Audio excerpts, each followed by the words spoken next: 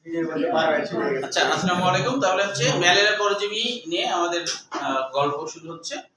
আশা করি এই গল্পের মাধ্যমে গোটা ম্যালেরিয়া পরজীবীটা তোমরা খুব সহজেই বুঝতে পারবা এবং পরীক্ষা আসলে লিখতেও পারবা, আর আলাদা করে মুখস্থ করতে হবে না। তাহলে ম্যালেরিয়া পরজীবী প্রথমে কি এটা জানতে হবে, এরা হলো একটা এককোষী হ্যাপ্লয়েড। এককোষী হ্যাপ্লয়েড মানে তো বুঝো যে যেই কোষের মধ্যে ক্রোমোসোম সংখ্যা সিঙ্গেল থাকে, তাই না?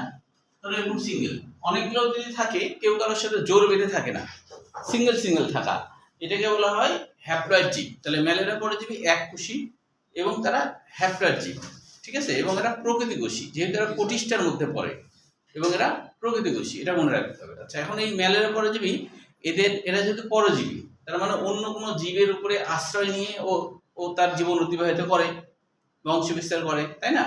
এই জন্য তো নাম হয়েছে পরজীবী। তাহলে এদের পরজীবী কে, এদের পোষক কে, এদের হোস্ট কে? এদের হোস্ট হচ্ছে দুইজন। একজন হচ্ছে মশকি, মশা বলবো না, কারণ আমরা জানি স্ত্রী মশাই হলো আমাদেরকে কামড়ায়, রক্ত খায়, তাই না? পুরুষ মশা কিন্তু রক্ত খায় না। গল্পের মাঝে কোনো কোশ্চেন থাকলে সেটা করা যাবে। তাহলে পুরুষ মশা, তাদের হচ্ছে ডিম পরিস্ফুটনের দরকার তো নাই। তো স্ত্রী মশাদের ডিম পরিস্ফুটনের জন্য মেরুদণ্ডী প্রাণীদের রক্তের প্রোটিন লাগে, তাহলে ওদের ডিমটা পরিস্ফুটিত হয়, তাছাড়া হয় না।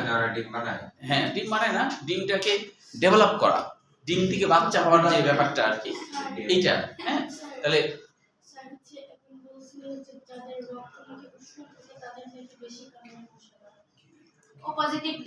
হ্যাঁ, এটাও ঠিক কথা।